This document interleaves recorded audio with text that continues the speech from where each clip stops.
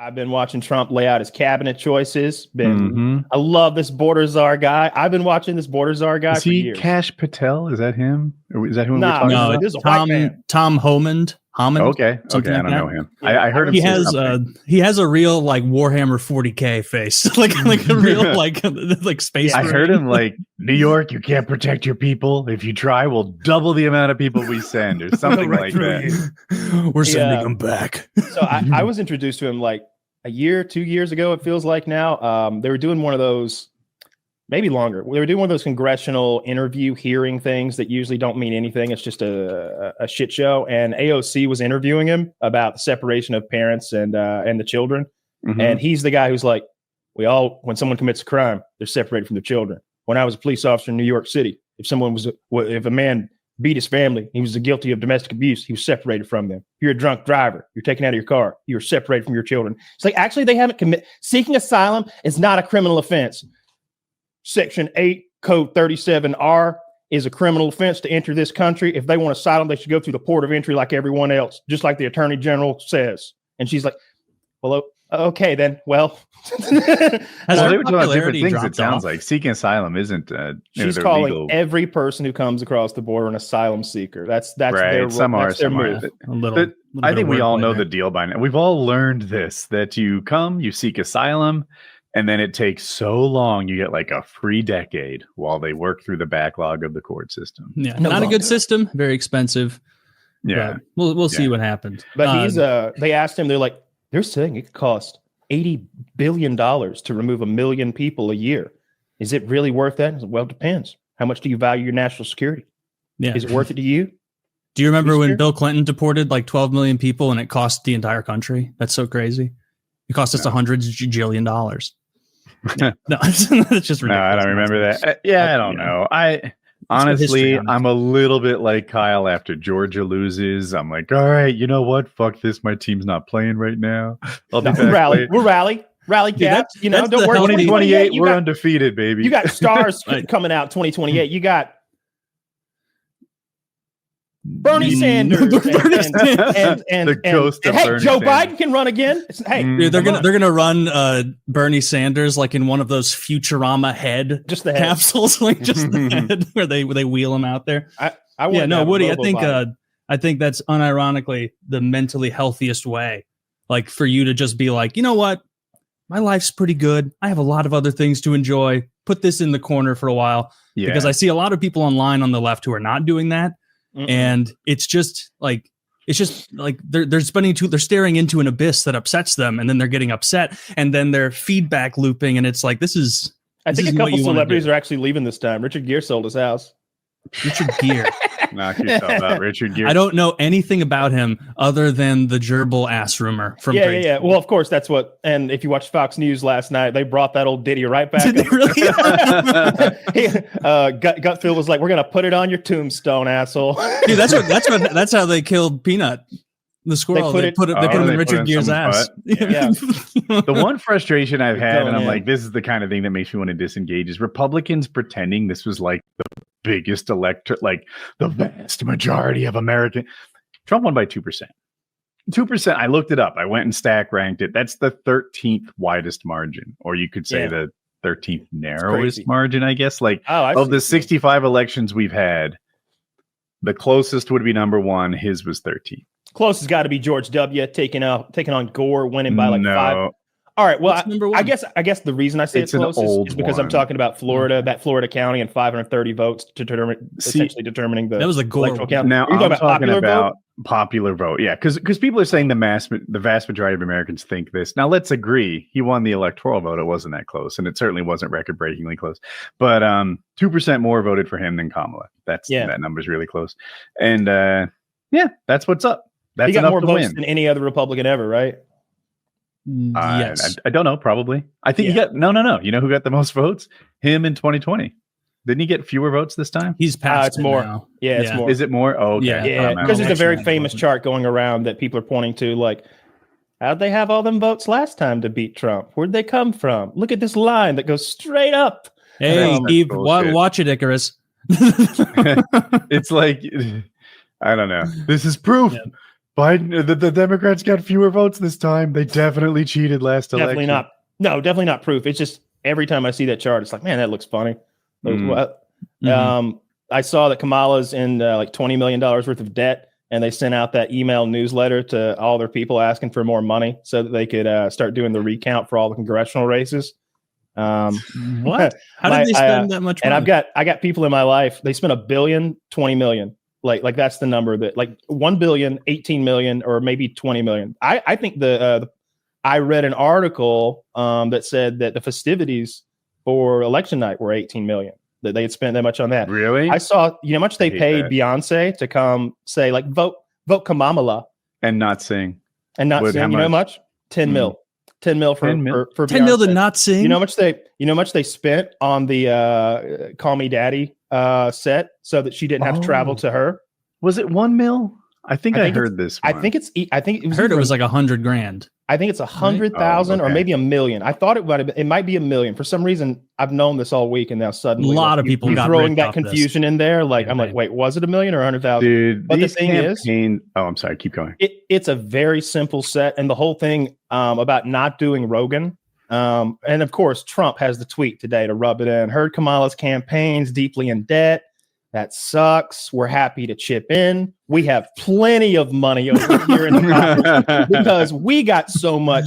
What did he call it? Like organic media. And when you get media like that, it don't cost too much. That is true. Yeah, I saw she paid $1 million to Oprah. Yeah. I didn't realize all those endorsements were paid. Yeah, that comes out after the fact. Yeah. I mean, what kind of? I guess. I don't know. You could argue the endorsement was free and the appearance was paid, but it feels disgusting. I don't know. Hulk Hogan didn't get a dime. Sure. I guarantee it. The Hulkster shows up because he feels it in his heart. He's not a good businessman. I bet that guy. I really do believe he's like he loves his country. He was like calling both campaigns. He's like, whoever says yes first, I'm ripping my shirt off. Though. And obviously, I'm kidding, but I'm joking that he would just want to tear his shirt off. Yeah, he's jacked at 79 or whatever. Well, he's had his PR issues over the years. He's kind of down in the dumps. It's nice. I'm sure he's like a Roseanne Barr character. Like Roseanne. That's a fancy way to say her name. I mean, Hogan's sitting on that Gawker money from years ago. I don't know if he got that though. Like what? I thought they had to like liquidate and a bunch of people had to pay. I don't see those civil judgments. I don't know how that works because OJ never paid his money. Trump hasn't paid like 90 million or something of what he owes Eugene Carroll. It just seems like they could just be like, nah, I don't want it. Nah, not doing that. Oh, no. Nah, that's gay, and I'm not abiding by it. Is that how rich people handle civil suits? Not feeling that vibe this week for sending you that $25 million. Yeah. So I don't know if that is crazy. Like I wonder what like the total percentage, like the total amount of money that she spent on celebrity endorsements. Oh, there's a chart. Really? I'd like to see it, like, because I'm sure they all haven't come out yet. It's very low percentage wise, but she spent $1 billion and she probably spent about 20 million on celebrities. But a lot of those concerts that she put on, like those big rallies and stuff, the crazy ones, or the town hall with Oprah, are shockingly expensive. The host I was watching was like, our set cost $6,000, folks. We're very proud of that. Looks better than hers. Like, look at this. Like, and they go like back and forth and show the two sets. I did see I saw a lot of more left-wing people on Twitter at the time they did the Beyonce rally. Like it was like trending. People were stoked. They're like, Beyonce's performing at the Harris rally tonight. And like the New York Times wrote it. The Washington Post wrote it that like a performance expected from Beyonce. Everybody go out to this. What for you is a free Beyonce concert. And then like Beyonce went out there and was like, vote for Harris. By the way, not singing. That's 40 mil. They couldn't pony. Oh, and then like everyone online was like, I feel lied to. Yeah, they did. You know what the fuck? Why would you? How could that not piss people off? Like, I looked up the Hogan thing before we switch away from that because we mentioned we didn't know. He sued for $100 million. He somehow won like $140 million. Hell yeah! And then later he settled for $31 million. The Wikipedia implied he got the 30 million, but it wasn't explicitly said. Nice. That's where I landed. Well, good for him. I've also spent the week WWE salaries because I don't get commercials, and I certainly don't get campaign commercials. I had to look them up on YouTube. I saw this video. It was like Trump's top 5 best attack ads, and I was like, all right, let's save some time. And oh my god, the trans ad that was running in Pennsylvania is like Kamala's for they, them, Trump's for you. And it's like, oh shit. And it's like, and then they showed this monster of a man playing basketball with little girls. Like, I've seen that picture. Dude, like, this guy's got like Derek delts. Dude, it looked like you were playing with like 15-year-old high school girls, and you know when like you can tell when you can tell a male athlete's been like giving it his all, and he's standing on the sidelines like recovering, and he's just drenched and like he had that look where like his hair was all frizzy, you know, his man bun. Meanwhile, all the girls look like a woman, like 2/3 of the way through a horror movie. Yeah, that one, sweaty, scared. That one was definitely effective, and it's fun this week to watch the talk shows. And the Democrats are trying to do like pick like a crime scene clean kind of thing, like figure out what went wrong here. And they'll have one guy on the panel who'll be like, people don't like it when, you know, the idea of a boy running over their little girls while they're playing sports. And immediately the guy on the other side of the table goes, they're not boys! I won't sit here and endure transphobia! And it's is that what happened? Dude, where was this? That's exactly it was on CNN. Kyle is not exaggerating. Jesus. This guy who was clearly liberal, but trying to be honest about it, was sitting on the panel. And was like, yeah, the black guy. He was like, he's a conservative. He's not, unless it's a different one. It's black conservative explaining what went wrong. He's like, yeah. Well, I don't watch any CNN or Fox or whatever, but that guy's pretty good. He's honest. Like an honest black guy. Like I meant to say an honest conservative. Them I'm happy you're insulting. No, he's an honest conservative who like sort of tell you what he's saying. Yeah. But like he was sitting there and he's clearly like a CNN level conservative. He's not gonna like, if he were on Fox, he'd be the liberal guy. And so like they had him talk and he was like, you know, this is having a boy play with girls is alienating to a lot of people. People look at that and there's a visceral feeling that we don't like it. Boys playing with girls. And this other bearded white guy like had a shit fit moment, really. And the host had to be, he was like, I won't sit here as transphobia is said. I won't let you. They're not boys. They're and it's like, why? Because they believe super duper hard. Like, right. Like hey, I forget who I'm Exhibit quoting. A, everyone. This is why someone you lost. Told that wing of the Democrats, we can win without you, but we can't win with you. And I'm like, yes, yeah. Fucking ditch the screaming bearded guy who I didn't see this clip. Destiny, you know, who's not going to help us.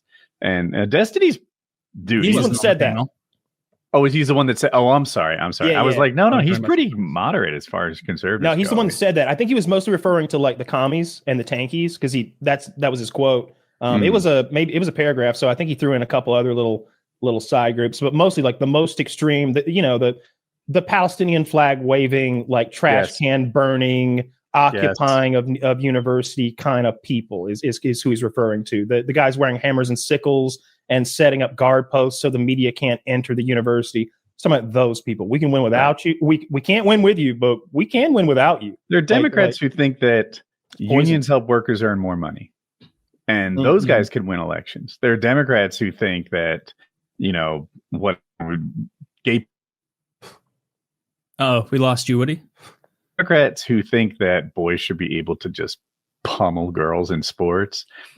No. You know, your vote actually counts as -5, turns out. Yeah. It turns out that like every time you go on TV and say that shit, you're alienating more and more people who are just like, this isn't normal. Like, what are you talking? Like why is this even on the table of discussion? You want to do that to little kids? What the fuck is wrong with you? I'm not like, at the very least, someone who is on the fence is going to be like, yeah, I'm going to vote for the not chemically castrate children party. I'm going to abstain or whatever. But anyway, it's going to be interesting to see if they can effectively excise that aspect from the Democratic Party. I think there's going to be a big potential schism there because it's not just the. Can we watch one of the attack ads? It's 40 seconds long. Man, living in Missouri, I escaped all the political ads. You're gonna love it. You're gonna love it. I watched the first 5 seconds and I was like, "Wait, she said that?" Oh, it's 38 seconds. Okay, I thought you were showing like a whole thing. No, all right, let's watch it. Let's see what we get. Zach, please. 24 campaign ads. Kamala supports taxpayer-funded sex changes for prisoners. Surgery.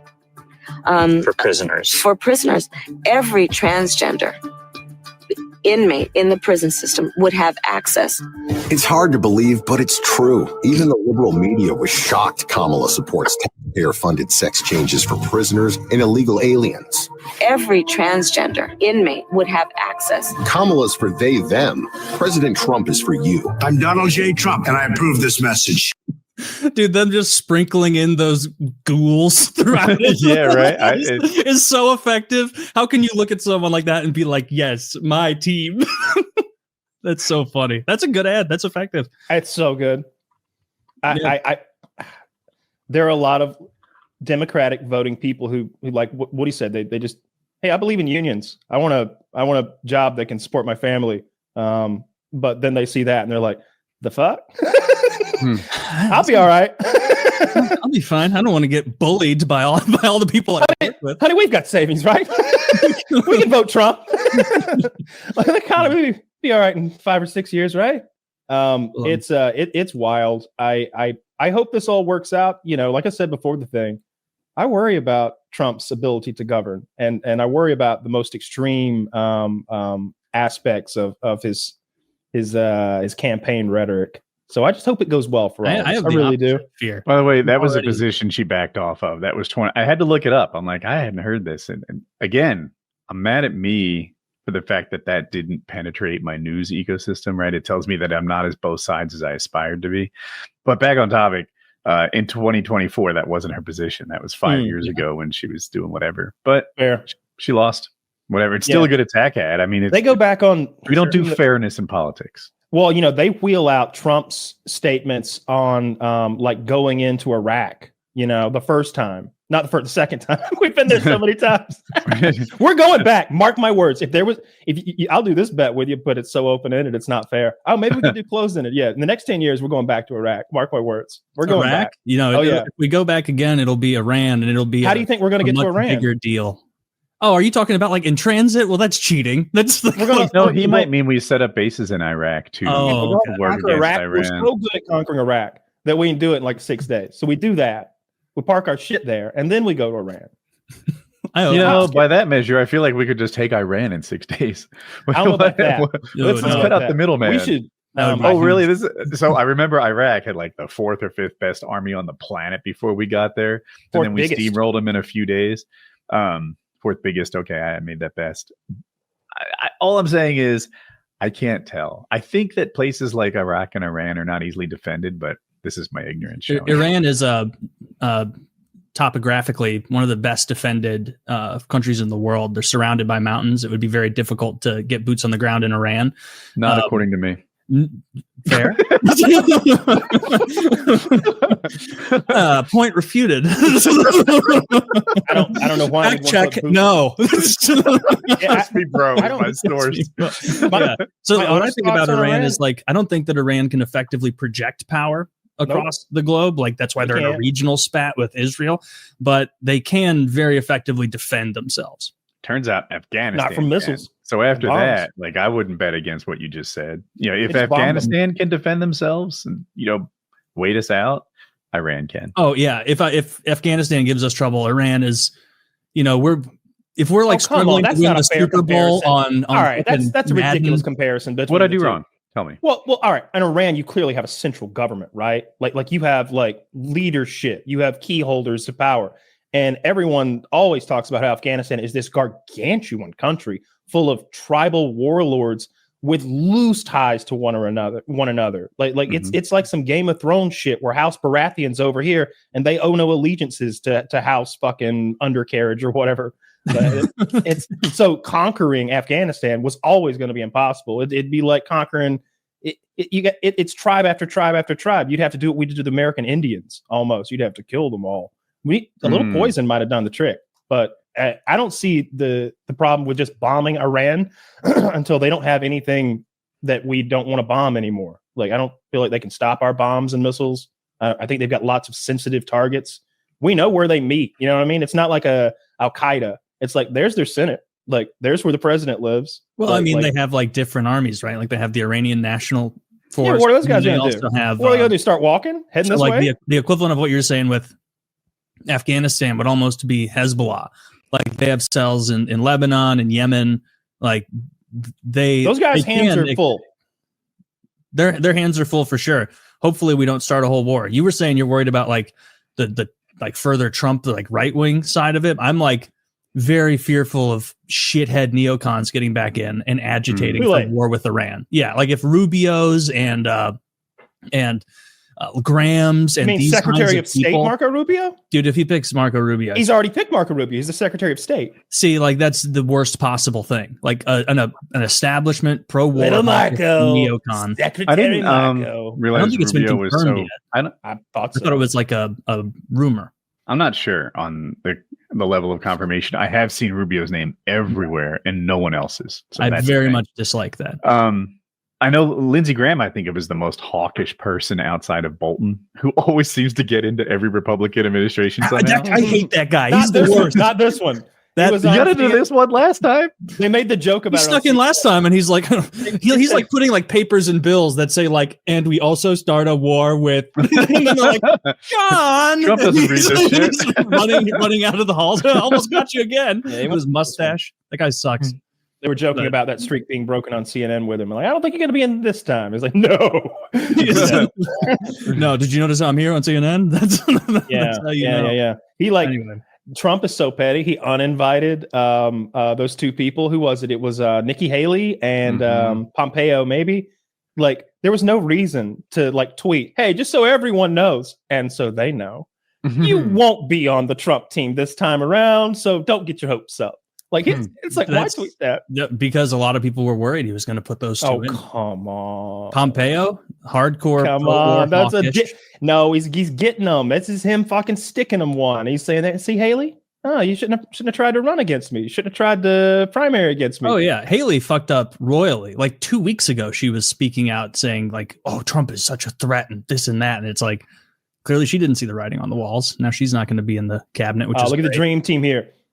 All right, so I've seen this Stephen Miller guy speak before. Oh my God, does he hate illegal immigrants? He wants that guy is so like cold-hearted, mean. Yes. Yeah, he's that guy. Villainous. Thank you. That's better than anything I was coming up with. I don't have words to. He's just not good. Like there's no goodness in. Because he wants to get rid of illegals. No, dude, you don't know. Because he fucking he does it with hate. He does everything he does with hate for the others. What makes I wouldn't go so I don't know about the hate part, but he's angry. He's like, you're here, you don't belong, and it's pissing me the fuck off. Yeah, that's like his speech fine. I'm telling you, you should watch his. This isn't even a negative toward him necessarily. To me, when I saw it, I was like, good. Somebody who's not just like, oh, energy department, huh? So what do I do there? Keep the lights on, I guess. Wink, wink, nod, nod. You know, I'm glad that he's like, this is my bread and butter. It's what I've been training for. You think I'm bald? I shaved my head so I can deport faster. He's got a Game 7 mentality. He was speaking at the Republican National Convention, I believe it was, the Hulk Hogan ripping his shirt off thing and everything. And he's up there. He's like, we're going to get them all. If you're out there and you can hear my voice, run. He says, dude, the reason they go hard with that stuff is because that's popular. Like the majority of the country wants to deport illegals. It's very normal to want that to happen in your country. You don't want people barging in.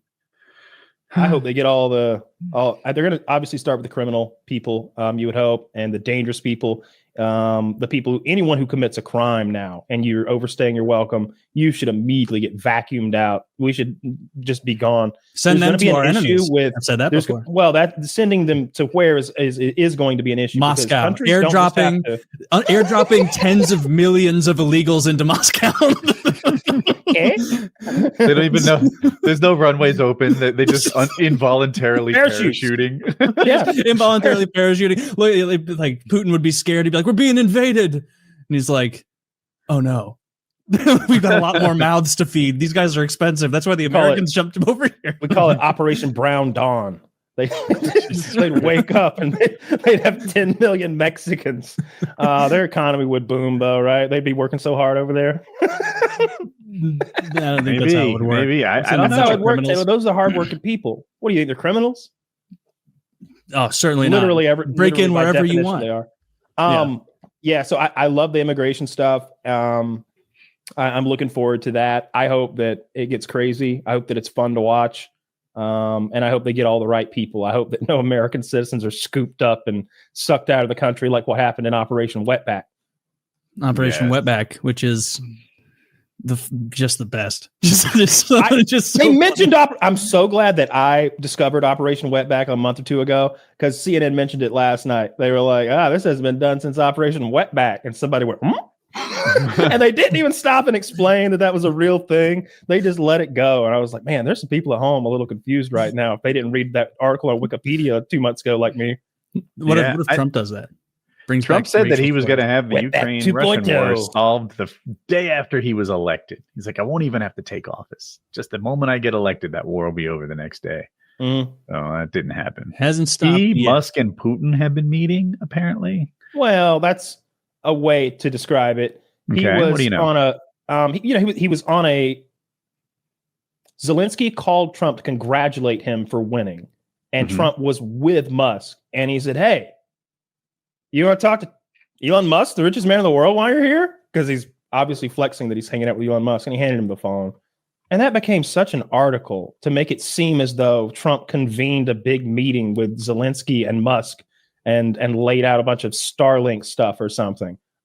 It just seemed like if we were all here and somebody called one of you and then they went on speakerphone, and then the news story was Taylor speaks to Jackie. Is something going on? I don't think that's the whole story that I'm talking about. I mean, Trump has to talk to Putin if they're going to try and end it, right? Like, how else are you going to do it except for having? It wasn't that. It was that Musk was being involved in the conversation. Again, a guy with security clearance. It was just a non-story. They've been meeting since 2022. Putin asked Musk to turn off his Starlink satellite service over Taiwan. I said Musk has been meeting with Putin, and you said Zelensky was on the phone and Trump handed the phone to Musk. So, my bad. I mean, I heard Zelensky. It could be that I thought you were referring to the Trump Zelensky Musk phone call that was a news story this week. You're talking that about to me is meeting with an ally. Putin's not an ally, although I guess he'll be redefined come January as Russia will be an American ally now. Just Trump likes Putin, I guess. I mean, if we can end that war, that's for the best. That. I did see the Starlink stuff about Taiwan, and I saw a bunch of people being like, "Oh, clearly Musk is in bed with Putin." It's like, are you retarded? Musk is the whole reason the Ukrainian front line was able to communicate at all for the whole first 2 years of the war. Zelensky is on TV. Yeah, still now. Yeah. Zelensky's was on TV in Ukraine and publicly posting like, "Thank you so much to Elon Musk. You're keeping us in this." Like the idea that this is like, I think it's just like we're going to see the histrionic Russia thing again. Hopefully not for too long. Hopefully we end the war and it ends and we don't have to send any more munitions, any more money, any more nonsense. Don Jr.'s tweet to Zelensky. Yes. No. Like cutting your allowance off, big boy. it's like, dude, stop. Is that exactly what it said? Did I really close say that? Really close. It's something about his allowance. I heard allowance is going to run out, but I'm not confident enough to say it wrong. Dude, the problem with that statement is he's not adding enough other countries. Also at Israel, also at Egypt, also at Saudi Arabia. Oh, I like that shit. No more money for you guys. We're spending it at home, bitch. Yeah. Anyway, yeah, it'll be fun to see what happens over the next 4 years. Fingers crossed on the war's ending and not letting this Iran thing boil up into something huge. Yeah, I'm mostly interested to see what happens with border security. That's the main thing. Not only huge, yeah. Not only deporting and rounding up the illegals, but shoring up the wall itself and keeping it, or not the wall, but the border. He told him he was 38 days from his allowance running out. That's what he told him. Good. Get it done in time.